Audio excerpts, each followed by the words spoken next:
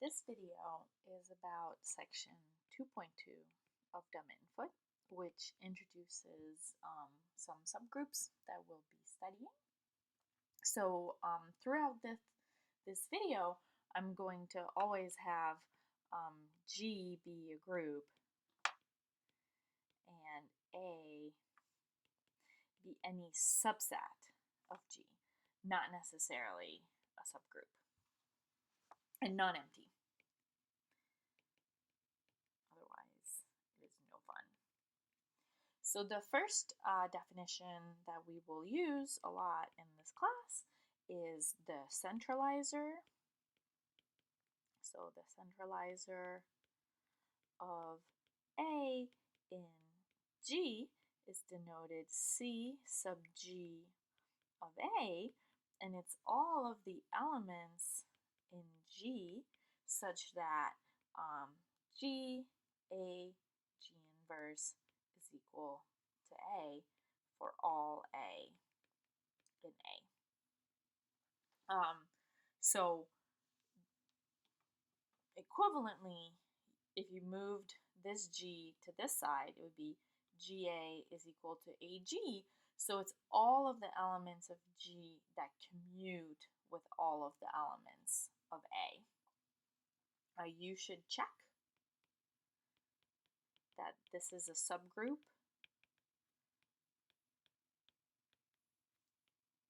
of G. And an important special case of the centralizer is Z of G, which is the centralizer of the whole group, which we call the center of G. So this one, the center, is, if we look at the definition, is all of the elements that commute with all of the elements of G.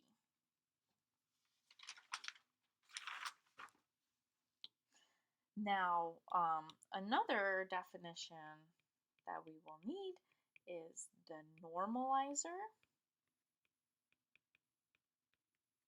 of A in G. So this one is N sub G of A.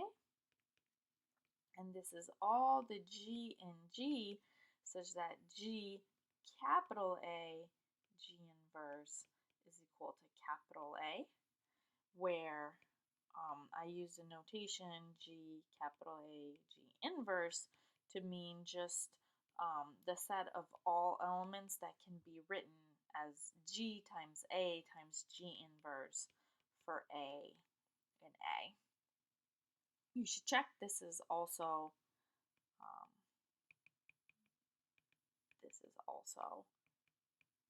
subgroup of G. I want to spend a second pointing out differences between the two. Here, when I do G little a, G inverse, I need to get little a back on the nose. I need this little a to be the same as that little a. That's what's necessary for this G to be part of the centralizer. And that has to be true for all the little a's in A. Here, however, what this equation means is that if I do G little a, G inverse, all I want is that I get back another element of A, not necessarily the same element of A that I started with, right? So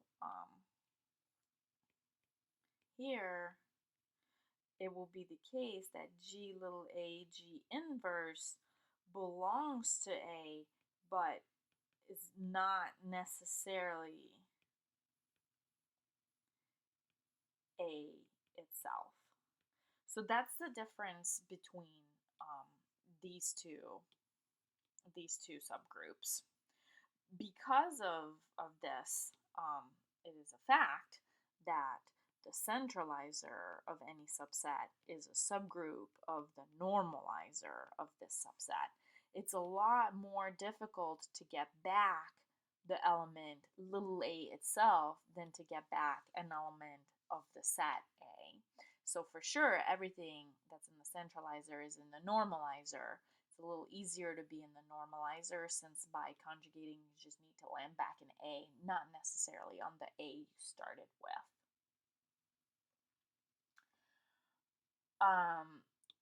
As vocab, we'll say that H normalizes A if H is contained in the normalizer of A, and H centralizes A if it's contained in the centralizer of A. So I think that's actually used on some qualifying exams, so that's what it means. So those are important groups, and I want to connect them to some group actions right now. It's an interesting fact about groups and group theory that almost everything can be explained in terms of group actions. Like when I said in class many times group actions were really important, it's because almost everything about groups can be rephrased in terms of a group action. So I'm going to do this as an example now of this kind of philosophy. So, let's like take a little break for a second. Now I'm going to let G act on a set S. So in the previous video, I used A as a set on which G was acting, but now I used A as a subset of G, and I don't want that to be confusing. So right now, G is acting on a set, and the set is not necessarily a subset of G. It could be any set. And I'm going to have, a little S be in this set. So as a definition, the stabilizer of a little s in the group G is denoted by G sub s, and it's all of the elements of G such that G, when I act on S, I get S back. So they don't move S around. Then, if you recall, N, the kernel of G acting on S. So that was, and I don't think I called it N before, but I will now. So that one is G and G, so that G acting on S is S for all little s in my set S. Right? And we see again the same kind of, not the same kind of thing at all, so let's not say that, but we see here that it's a lot harder to fix every element of S than it is to just fix one element of S. And so the relationship here is that N is a subgroup of GS. So I had said that the kernel is a normal subgroup. You should check. GS is a subgroup of G.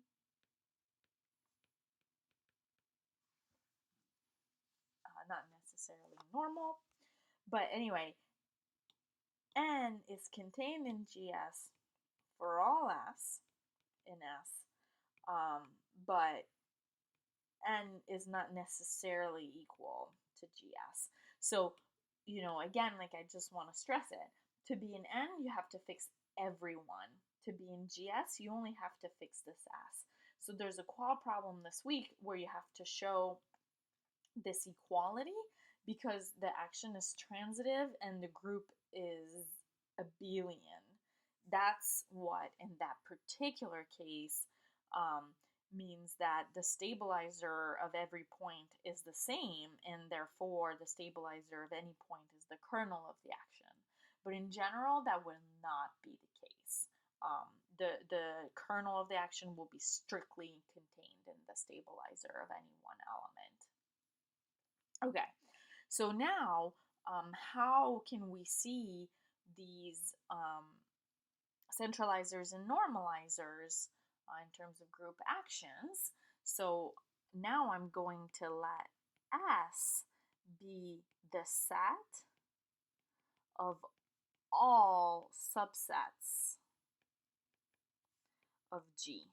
Okay, so S is a set, right? And it contains like the subset that only contains the identity, and it contains, the subset that only contains this one element, and the subset that's just G in this one element, right? Like, take any subset of G and just put it in there and make a set that contains all of these subsets.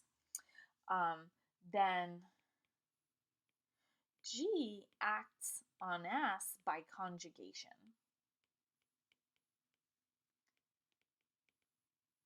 As before, I will say, the action of G on, sorry, not S, on the little set A, right? So A is an element of S.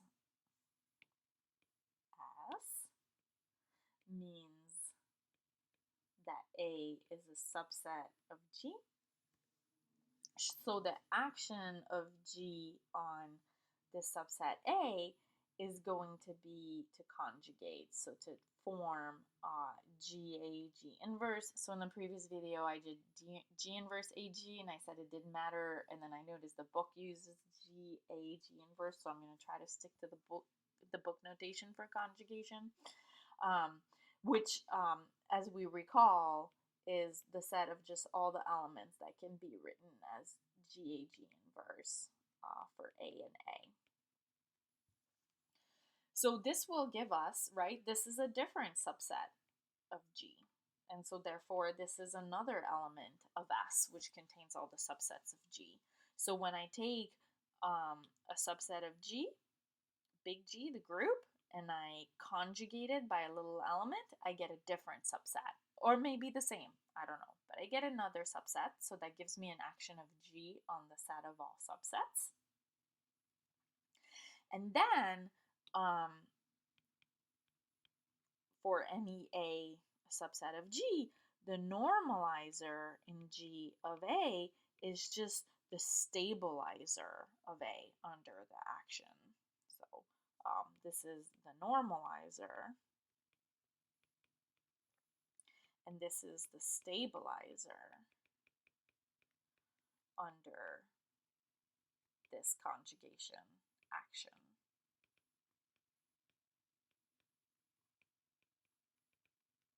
And why is that? Well, this is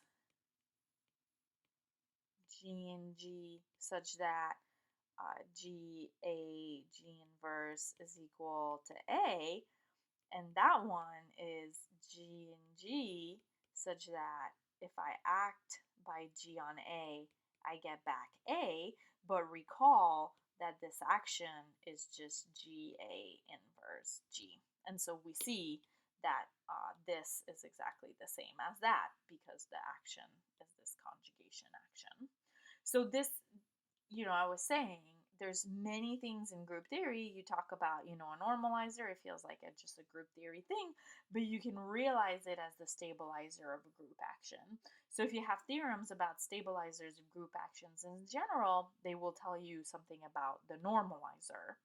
So, on this page, I said, check that the stabilizer is a subgroup, and before I said, check that the normalizer is a subgroup. Well, in fact, if you just check that the stabilizer is a subgroup, and then you realize that the normalizer is just a stabilizer, then you get for free that the normalizer is a subgroup of G. Now, I'm going to go down the rabbit hole, and I'm going to let the normalizer of A act on A. What? Right? By conjugation. So what do I mean? I will have, if I have a little A and A, I'm going to define the action of G on A to be G, A, G inverse. Here this is group multiplication because A is a subset of G, remember? So A is an element of G, so I can just do multiplication. And what I am saying is that this is a well-defined action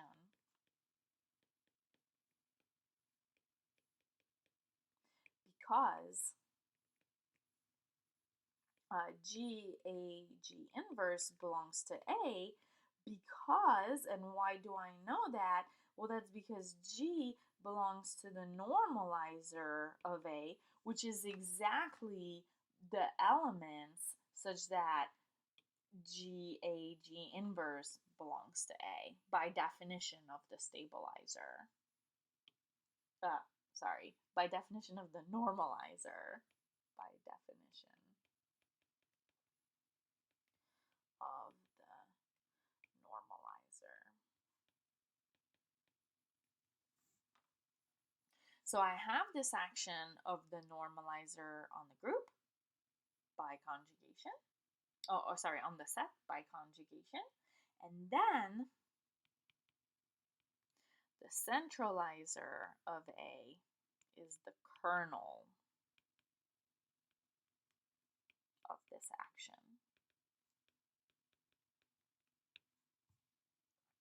Why is that? Well, the centralizer, remember, that's G in G, such that G inverse is actually equal to A for all A and A. And the kernel of this action, so this is a little bit subtle. The kernel of this action is G in the normalizer of A, such that G acting on A is equal to A for all A in A. Now we know that this action is just G times A times J A inverse. So this is, so this matches with that. So actually what we need to worry about is that this is G in the normalizer, and on this side I have G in G. But since the centralizer is a subset of the normalizer, then I can actually just say that this is equal to G in the normalizer, such that G inverse is equal to A for all A in A. Okay, and I'm not, going from here to here. You would think maybe this would be smaller because I'm restricting where my G can be, but actually there's no G that can do this without being part of the normalizer. To be part of the normalizer, you have to at least do that G inverse belongs to the big set A for all A. Well, if you want to, on top of it, it'd be equal to little a, the specific one that you started with, you have to at least be in the normalizer. So I'm not actually restricting anything by letting G be part of the normalizer instead of the whole group. And then that's how I can get these equalities. So anything that you knew about the kernel of a group action is actually going to be true about the centralizer of an element. And then finally, if I let G act on G by conjugation, so this one we've talked about before, then the center of G is the kernel of this action.